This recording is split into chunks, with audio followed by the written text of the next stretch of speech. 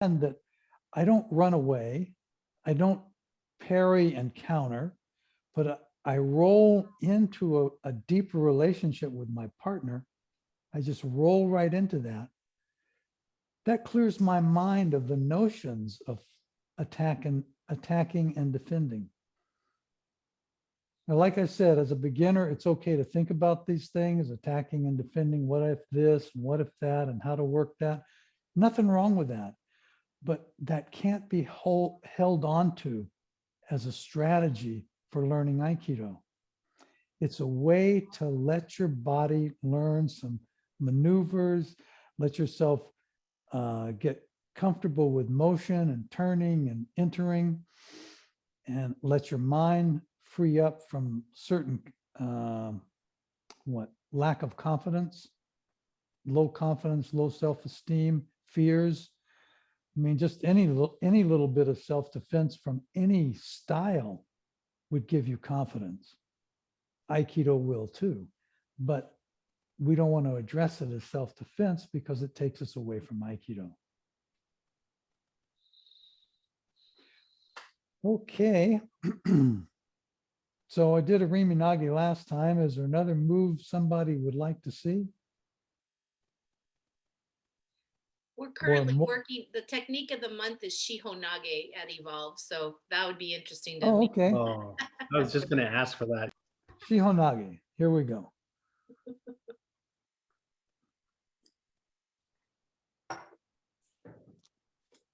Oh, did you show the 8 directions last time? I did. Do you want me to cue it up again? Yeah, why don't you run that through, because that pretty much shows it. And then I can talk about it, but it's good to get a good strong visual of that. Okay, it's going to take me a minute to get it up. Okay, So. well, in the meantime,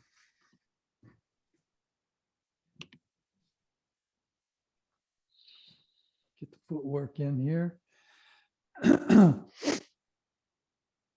Shihonage is basically that turn right there. A full step turn is step, step, step. Shihonage is step, step, turn, pump, pump, boom.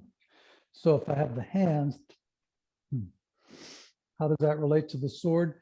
The 8 directions, basically you're learning to turn and turn and turn. And Shihonage is that kind of short turn.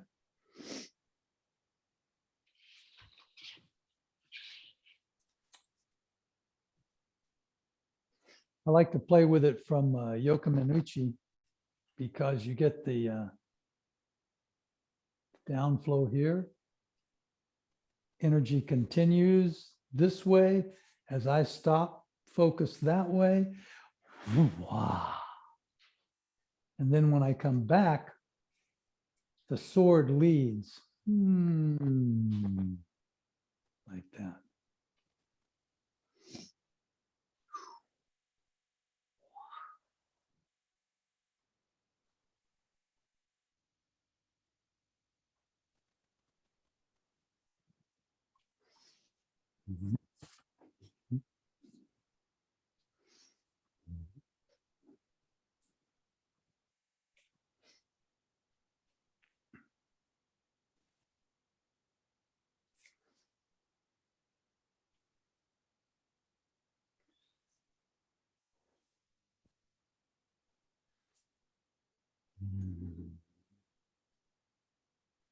That's a nice exaggeration to get the flow of the movement of Shihonage.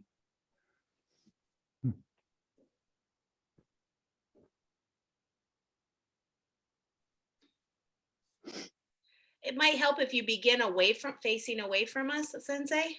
Okay. That way people can match you.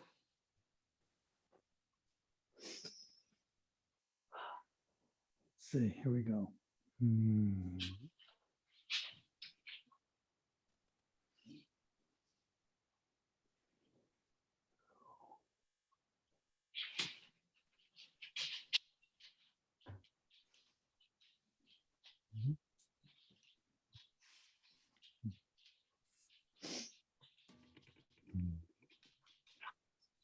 I wonder if small rooms was the origin of training with fans.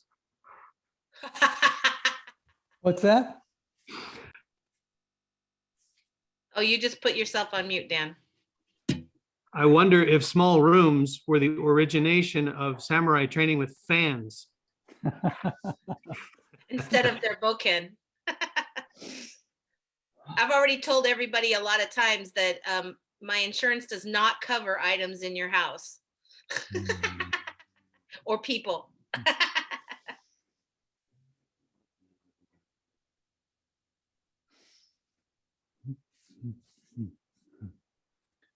Now, Yamaguchi used to do it where at the end he'd go like this. Point, point, point, point.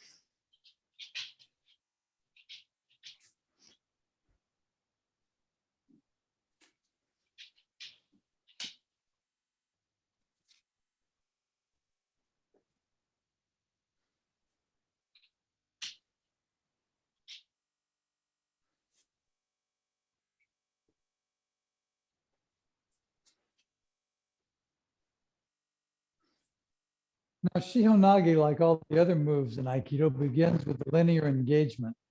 So if it's a Shomanuchi Shihonage, we usually do it from a one-hand grab. So from there, the first part of the move is to extend your hand so that uke takes your wrists. So it's not that I wait for uke to grab me, I extend, uke connects, and with that connection,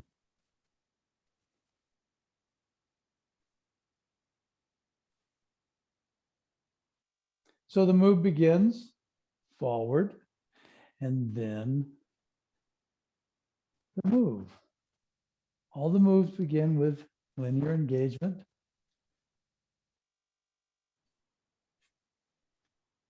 And the linear engagement can be done mentally. In other words, you can engage just by letting your energy be out there. And you could move right off that, instantaneously because you're engaged. So you want to overcome the sense of reacting. Hence, we step in. It's just a physical way to enforce the notion of engaging.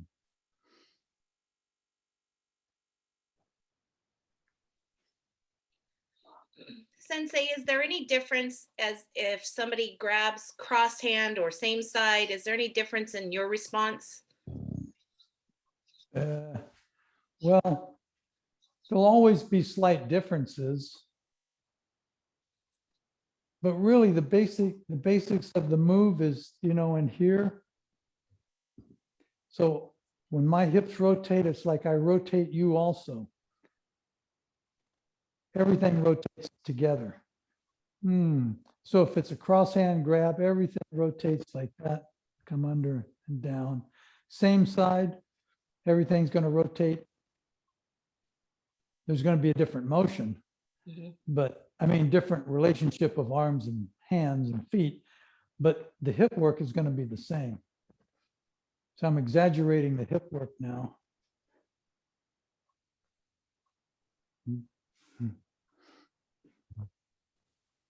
At the end, on the final movement, there's with the sword, it's a straight down like this, but when you have a person for Shihonage, it goes like that.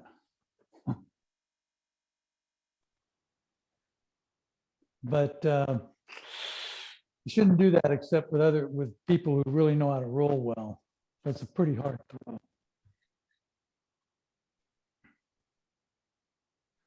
Shomanuchi is just taking it off, sliding. 2 hands on the shoulders.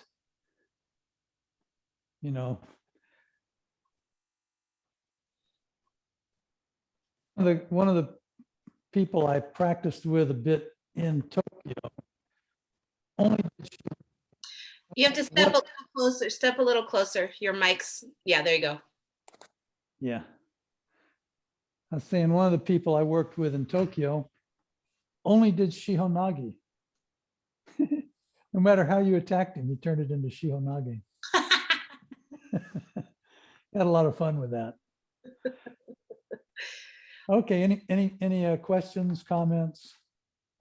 Just unmute yourself if you have a question.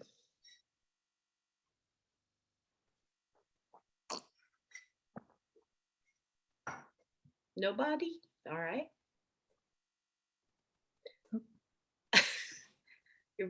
All right, I have the video up, Sensei. Do you want me to share it Okay. now? Yeah, go ahead, run it.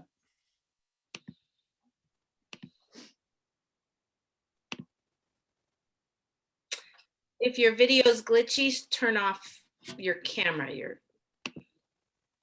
Oh, shoot, dang it. Wrong button.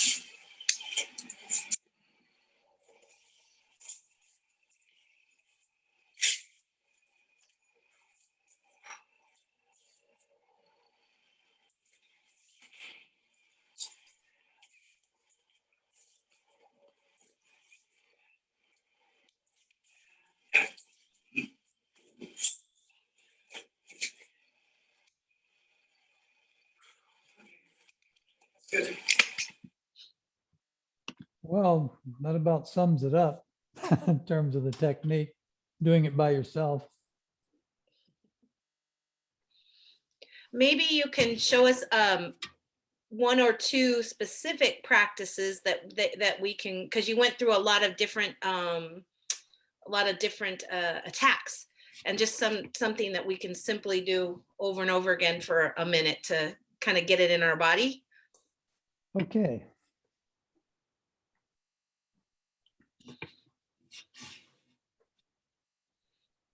Yeah. Well, the basic one is what I was doing. It's 1,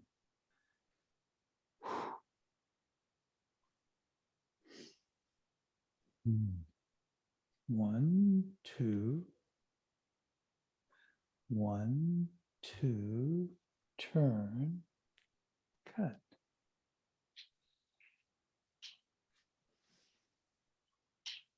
So that's the beginning, up and in. 1, 2, 3. 1, 2, 3.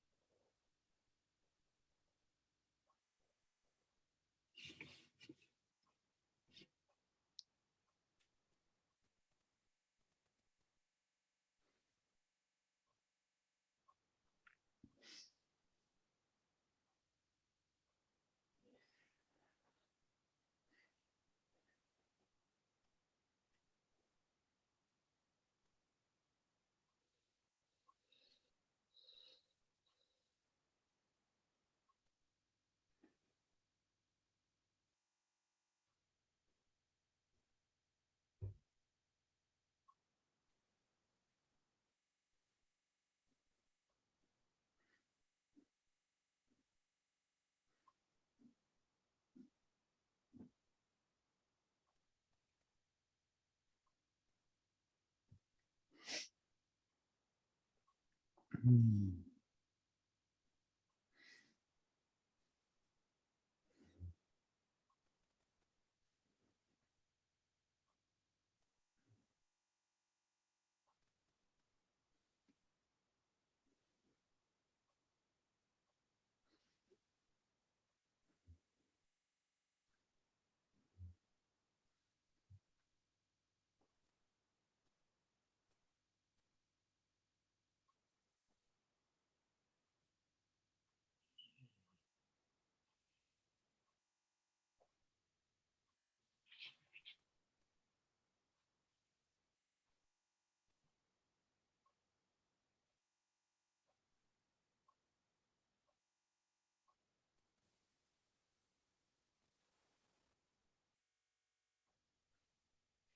Okay.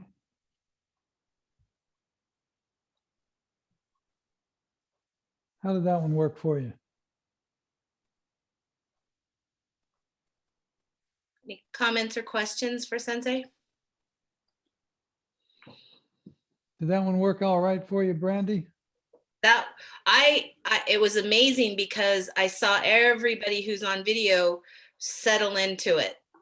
You know, before it was like deer in the headlights for most everybody that I was watching, and then you quieted down and just did that same thing over and over again, and everybody went coaching. It was really sweet. Good, good. I mean, they are beautiful moves. There's no doubt about it. They're very inspirational.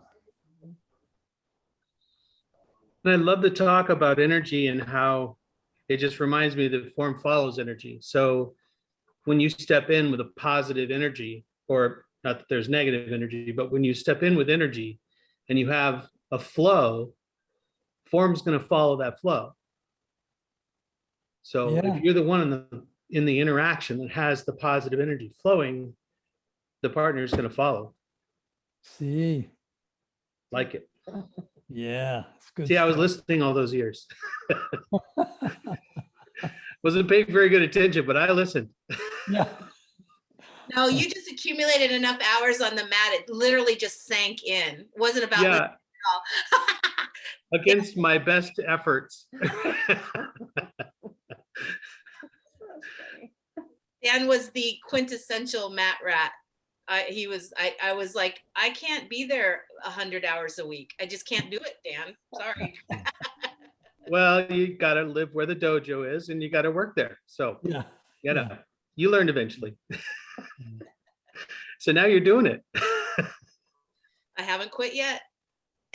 Or let's say I quit every day and then re-up every day.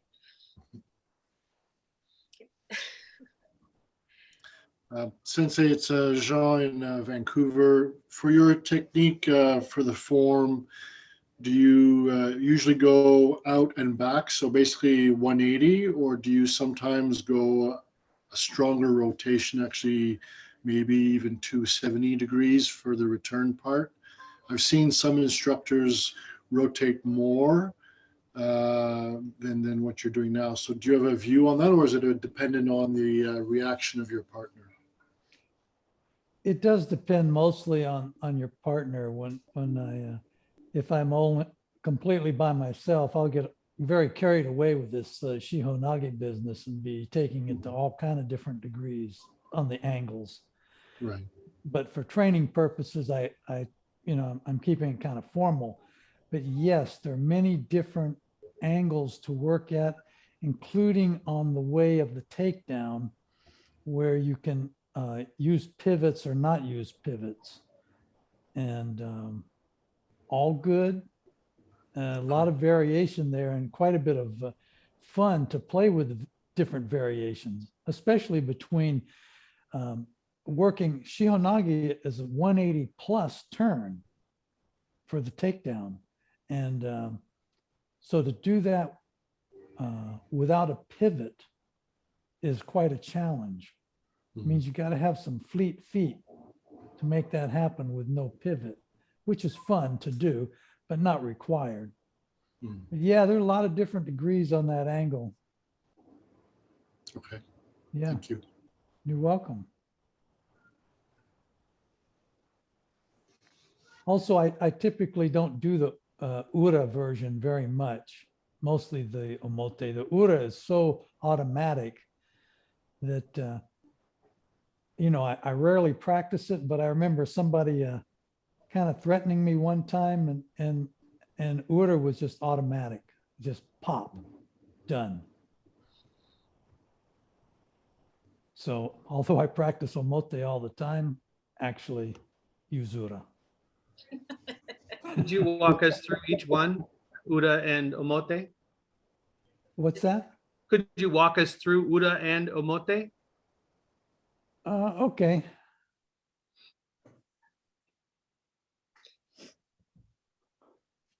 Omote is what we've been doing. Okay. You know, so comes down here, and Omote is coming back to the front, meaning the front of your partner. You're coming back across the front.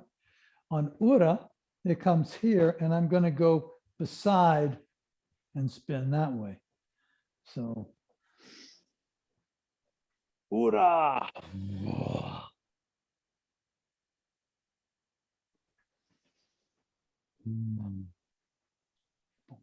Still has a rotation that's towards your partner. So you're not dodging, you're rotating right into them, but then you're stepping on the side and winding up more or less behind them. On Ura, I go behind them. On Omote, I go in front of them. Oh, so Omote Omote, oh, I want to do it away from you. would be here. So we- Omote. Uda, we step back. Step back. Ura. And then come across here. Oh, Mhm. it's not like warrior. No. That makes sense? Were you Yeah. able to catch the difference there? I'm sure you all have practiced that a number of times, and you know, they're both good. Would it be And to do some practice just with the Ura one, since we worked on the Omote one for a minute, just do some of that silent deepening practice that we did before? Would on just, the Ura, Mhm. okay. Get some feet in here. Oh, that's not quite right. Missing Yes. half of you. Oh, there it is. All right, here we go. Okay, Ura. This is to the back, Shihonage to the back.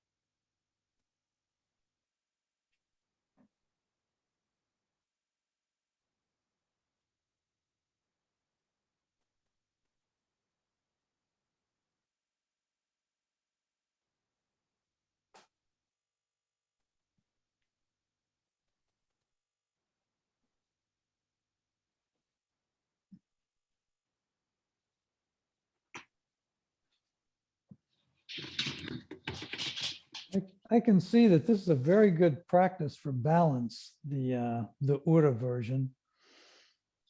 And if you notice, it's much more difficult to do it by yourself than with a partner. And even though you're going to the rear, you're doing it in a way that moves your partner as you move. So it's not that they're static and you spin around behind them and then throw them. Both roll together.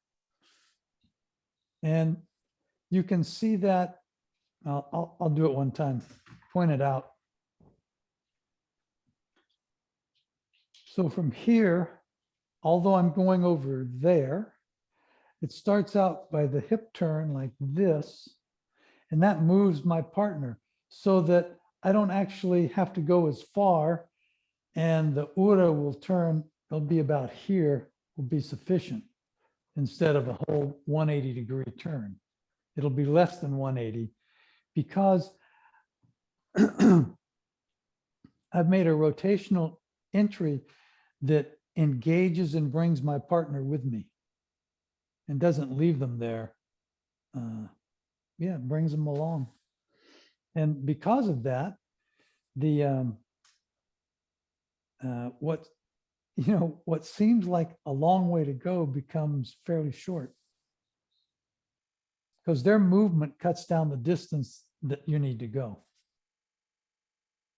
And that happens because you've engaged with them, and as you turn, you're bringing them into the motion. You're including them in the motion. In a way, Aikido is a way to include the other person in the spirit of loving protection. Yeah, it's good stuff. Any comments or questions? Quiet crowd tonight, tough group. It's quite all right.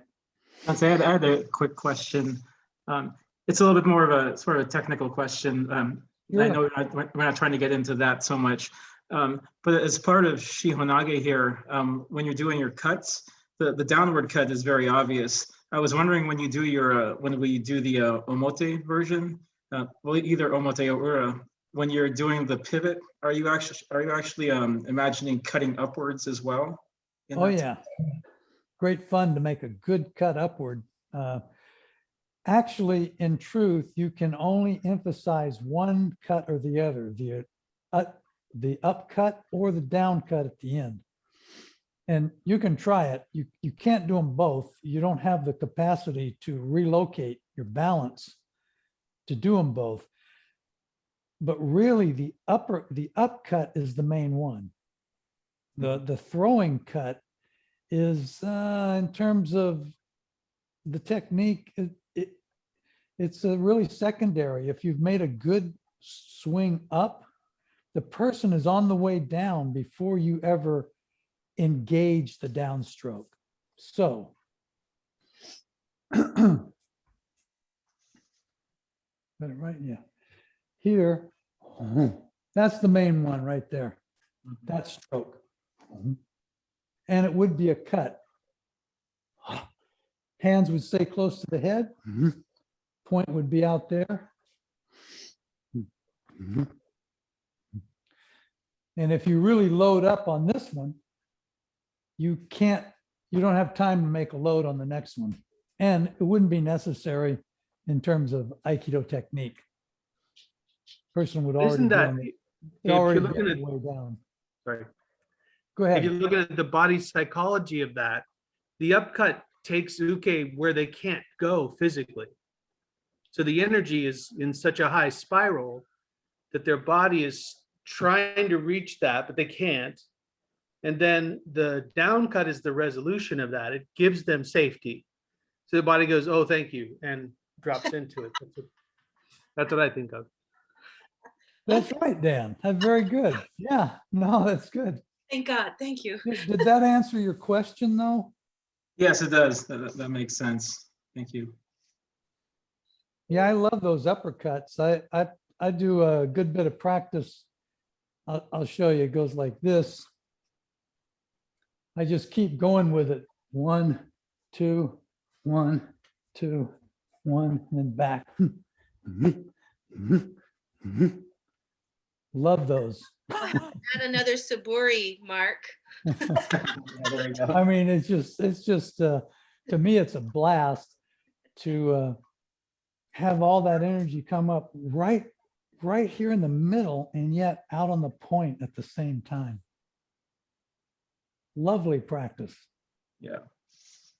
We sometimes, to get the idea of that, I don't really call it uppercut, but to get the feeling of that, we kind of hold hands like we're friends, you know, cross hands. We hold hands like we're friends, like this, and Yeah. then go woo.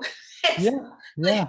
woo, and Yeah. it really, even though we're just playing at that point, the bodies do the thing, you know, they do the Shihonage swivel is what I call it. Yeah, very true. Sweet. I think that's a good practice.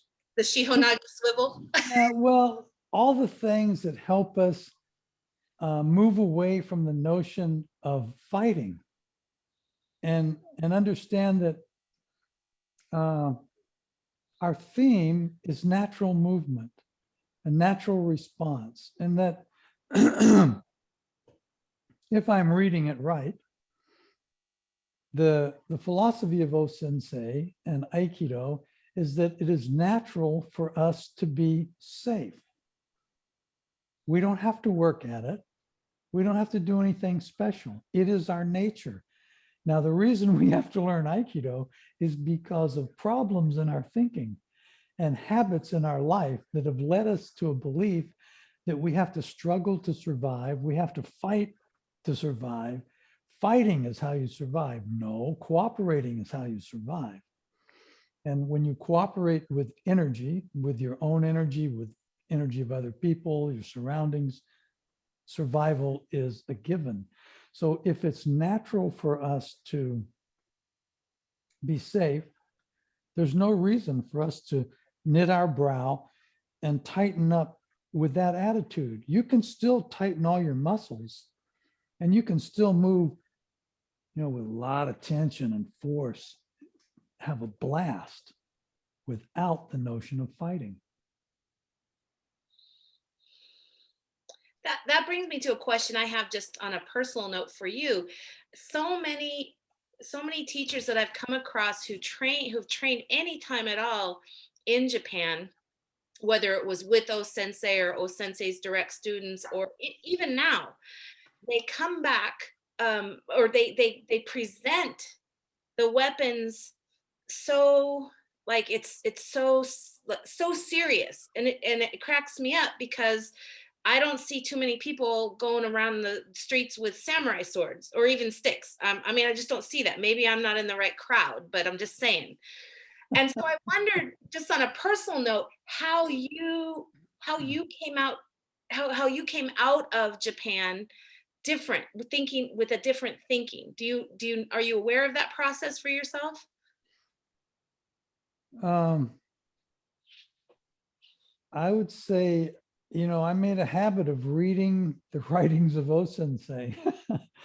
And it's pretty clear his approach to, it's Aikido-Ken and Aiki-Jo. It's not Jojutsu and Kenjutsu, or it's Aikido-Ken. It's not the same as what went previous. It's a leap, like Einstein is a leap on Newton. O Sensei's Aikido is a leap on Jujitsu, Kenjutsu, I should say. Although those movements, that two-handed sword thing, it makes you use your body as opposed to, you know, shield, sword. You know, it makes you use your whole body for every motion. Lovely. I mean, you know, a scientist of physical health couldn't have devised a better way to train yourself to move as a unit. It's incredible. So that is the wonderment and the beauty of that tradition of sword play. But Aikido is a leap on that takes it out of fighting and competition and violence, etc., and brings it into a way to train ourselves to be able to embrace, to be able to express love in the face of violence. And I bet John Coltrane helped you with that as well. Yeah, Coltrane did help me with that. He didn't? Oh, okay. He did. No, he did. He really did. Oh, he did. Okay. You know, Coltrane is, you know, the kind of tone quality he had is aggravating. The fact that he played Yep. faster than everybody else is aggravating. And yet inside of that is love and freedom. That's an expression of modern times. We live in a world that is filled with discord. And yet there's still a line of love in it. And you find it with your kids, your partners, you know, close friends. That feeling, you know, that good feeling is the feeling that O Sensei, apparently, I never met the man. He was alive when I started, but I didn't even know there was an O Sensei. He carried that feeling. And like I said, the movements of Aikido are his expression of how that feeling translates to the fierce aspect of love, protective love. The love that says, no, it ain't going that way.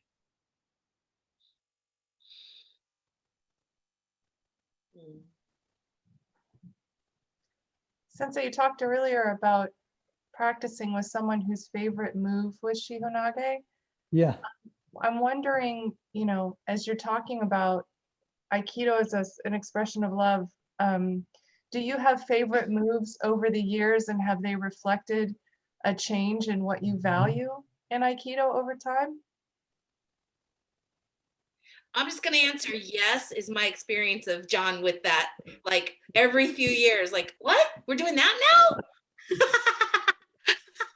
Okay, well, there you go. So Sensei, you can elaborate, but I'm just, you know. Oh, no, yeah, different things come along. And I was thinking about it in terms of meditation. For a lot of us, like me, if I don't have something that inspires me, I'm not going to sit very long. And if I do, I'm falling asleep. So in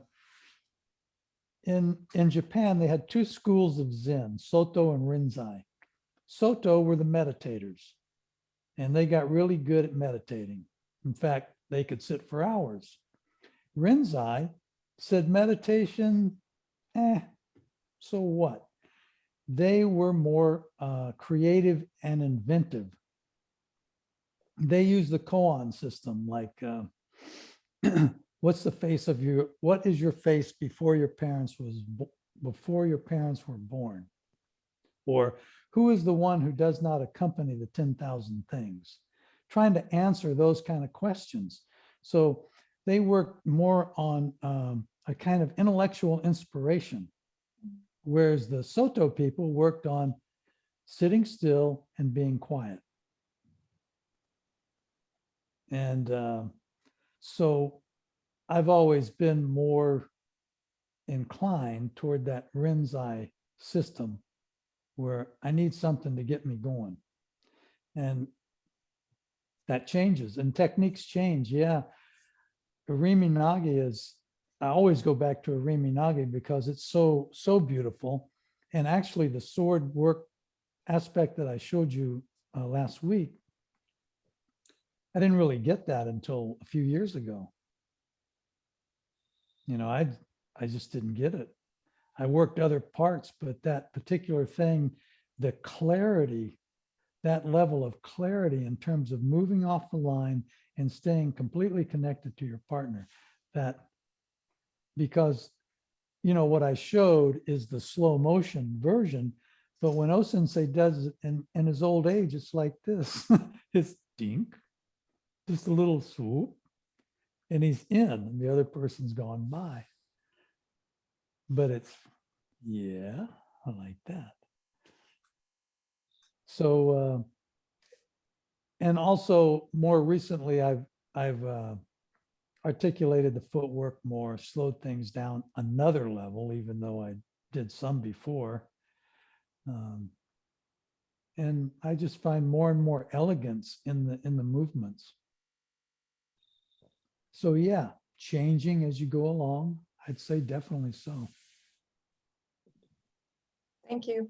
And thank you for slowing down and letting us do the moves over and over with you quietly. It's very special to feel like we're doing it with you. Ah, good, great.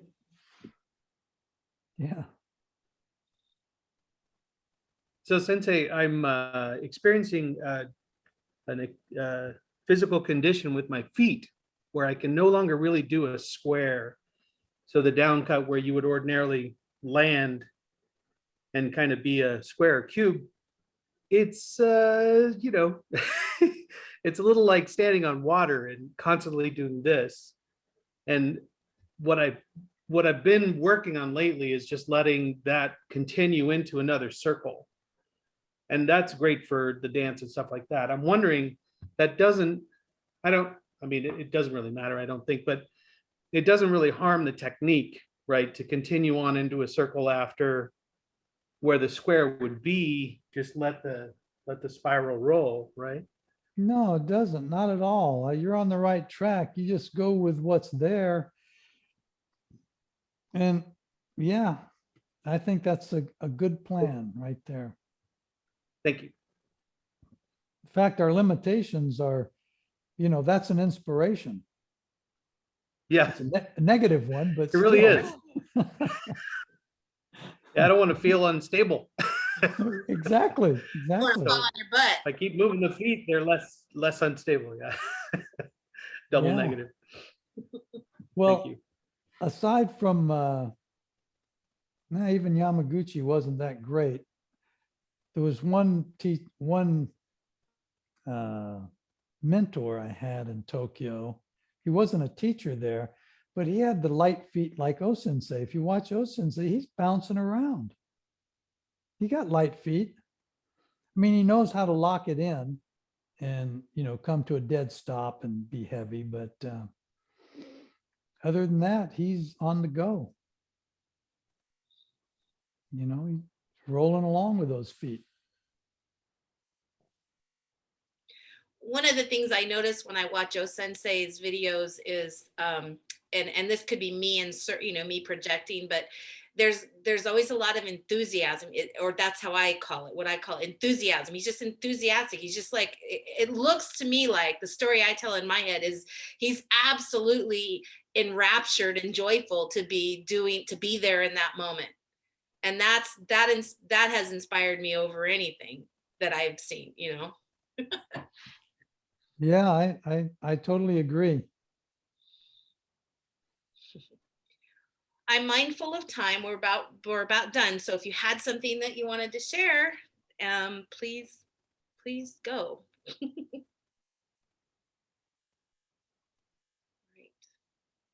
We have 2 more Wednesdays, so we can come back in case you have questions.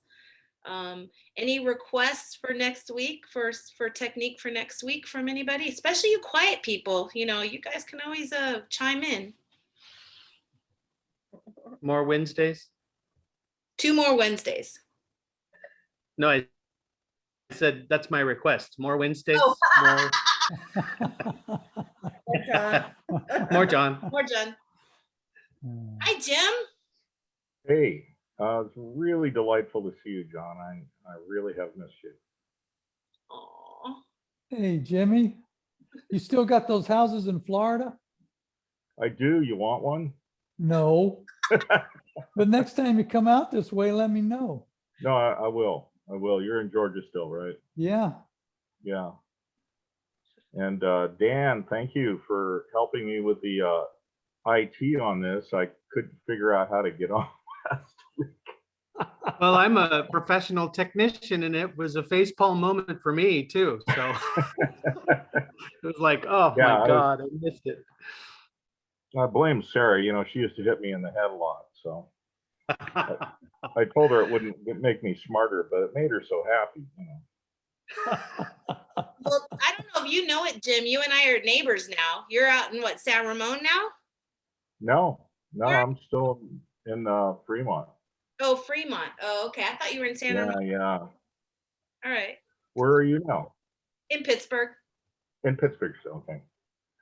All right. Well, anyway, thank you. It was very inspirational to see this, and you know, it humbles me to hear you speak. You know, you've forgotten more Aikido than I ever learned.